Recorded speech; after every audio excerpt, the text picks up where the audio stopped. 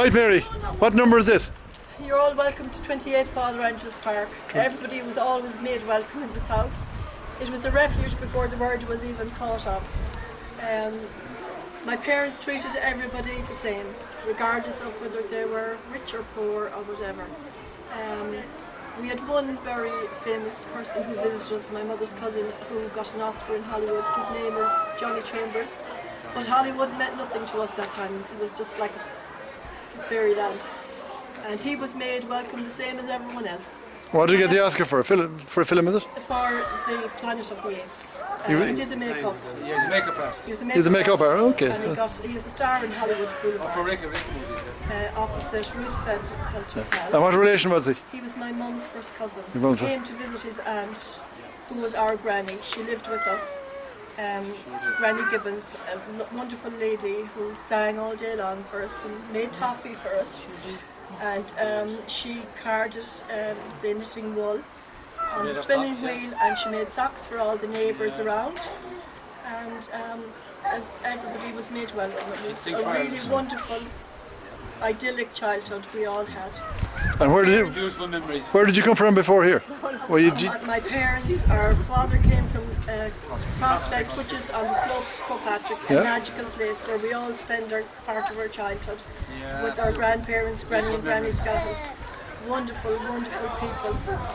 Our mum came from Newport. She was Laurie Gibbons from Acres, just at the start of the Greenway in Newport. And she was the most generous person we all ever met. And were you all born in this house? I was born at the Quay, and Tommy was born at the Quay. Just beside Joe. In Coffin Street. The two born in here. Yeah. Joe and Ger and Patrick and Edward were all born in this house. And what was it like to live up here in Angelus Park then? Absolutely wonderful. All the neighbours were just like family. Everyone helped each other. There was very little to go around, but it was a house. We had a park there that kept us going, you know. As I said to many people over the years, only before we had that football pitch there, we didn't have to we probably go down and rob a couple of banks to get a bit of a kick, you know. Yeah, it was brilliant, 11 o'clock at night, summer night. From 9 o'clock in the morning right through. Could be 30, 40 playing. A bit of lunch to 12 o'clock at night, you know. And had you any indoor entertainment? No? Later on then we would go into town and into the town hall playing badminton and table tennis, Tommy played table tennis. You know, that's how we passed. In the town hall, yeah? Yeah. That's all we had. So you... Soccer pitch is just at the back of us here. Yeah. Did you all play football, you did, yeah? Yeah. And the ladies played, what did the ladies do? They all won medals and they cycled and they were in Ross Halton. Who was in the Ross? There was a great cyclist. You in the Ross, right? There was a cyclist. There was a cyclist, yeah. Before you go, I'm going to tell you something about my mother and father, very religious people. Most people here who came in from the country, obviously from big large families, so they had to live somewhere and they moved into the town. So it was country people living in the town. Yeah. With all the lovely human nature and good decency about them, you know? Yeah. But my mother, our parents, she was so religious, wasn't she, Julia? She really Holy Mary. And the problem was, when we had a nine-a-side down here, there was 5 of us playing, 4 or 5 of us playing, few on each side. So come 8 o'clock in the evening, she'd stand out here, she'd say, Tommy, Joe, Gerard, Patrick and Edward, come up for the rosary. The whole match was nearly cancelled for 15 minutes, you know? So the problem was, if there was 3 on one side and 2 on the other side, well, there was one team at a disadvantage. So we tried to get down to again to get back into the game. And would you come back down again, you would? Yeah. It was a quick goal there, I guarantee you. She must be winning all the matches with all the prayers you were saying, yeah? Well, Mike Liggins used to be giving off a little bit about, you know, it should be done 10 minutes ago. Our father, every morning, he got up, he went on his knees. And said his prayers, and last thing at night, even if he had a few drinks, he never forgot to go on his knees. No. And he'd be talking to the dog for about 2 hours in the morning before he goes to work. Yeah, and he worked in Kelly's. And did you have to do the same thing? You did? You had to go on your knees every morning and every night? Well, not in the morning. We say the rosary every evening together. No, but I tell you what, when we marched down to the Rosary Fridays, a lot of evenings in the And tell me this, did you keep it up? Any of you keep it up? We got wonderful faith from our grandparents. You never lose it. You mightn't practice it, but you never lose it. It's in your head. It's still there. It's in your head. My father worked in Kelly's in the sawmill. He worked on the rack bench and he was never late for work. He was in his 50th year when he left. And the people of Westport would set the time at half 8 when the He noise, never from the missed a day's noise of work. the saw. No, okay. He broke his hand to me. That's right. 3 days after him. 3 days 46 years. So you didn't need a 3 clock. days and 46 years. 3 days and 46 years. Yeah. And they were so loving, our parents were so loving to each other and to us. It wasn't really commonplace in those times, you know, for people to show affection. But they were absolutely crazy about each other.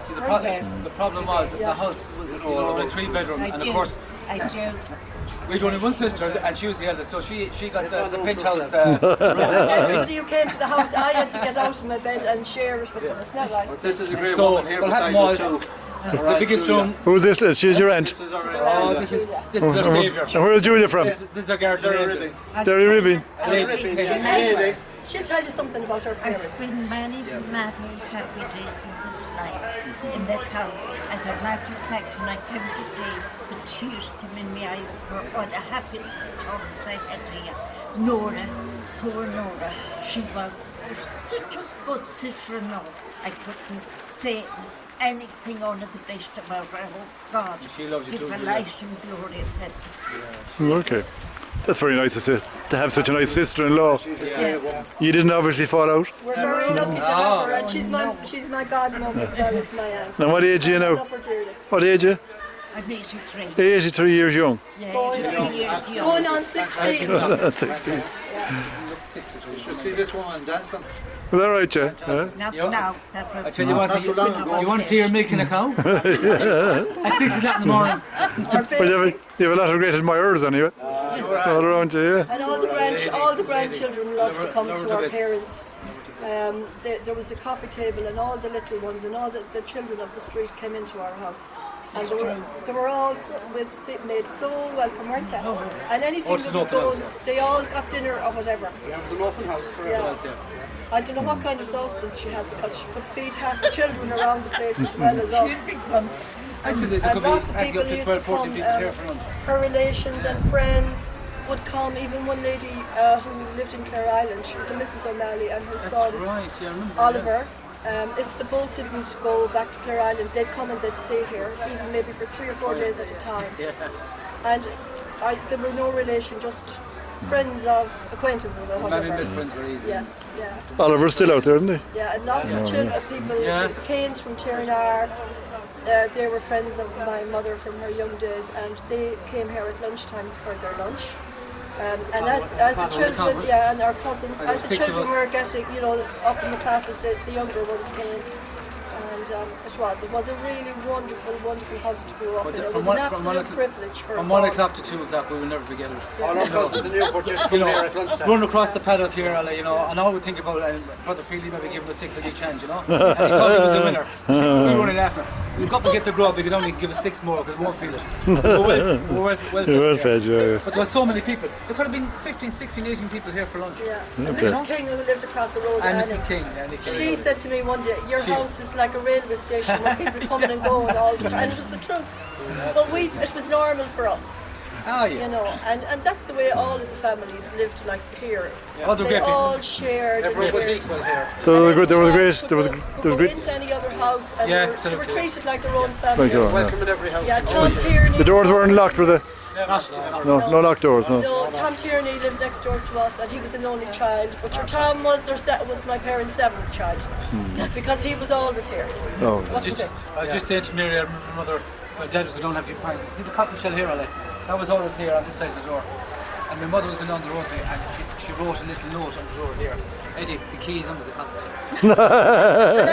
Everybody in When I came Westport up, knew I that. said to myself, well, why write the note? The keys on the cotton shell, she was leaving the door. Because then I'm going to read it. You know, I'm rushing off to see her. Oh yeah, everybody in town knew that the key of Scahills' house was under the cotton. You couldn't leave any. That's what you call security, was it? Sarah, yeah. Yeah.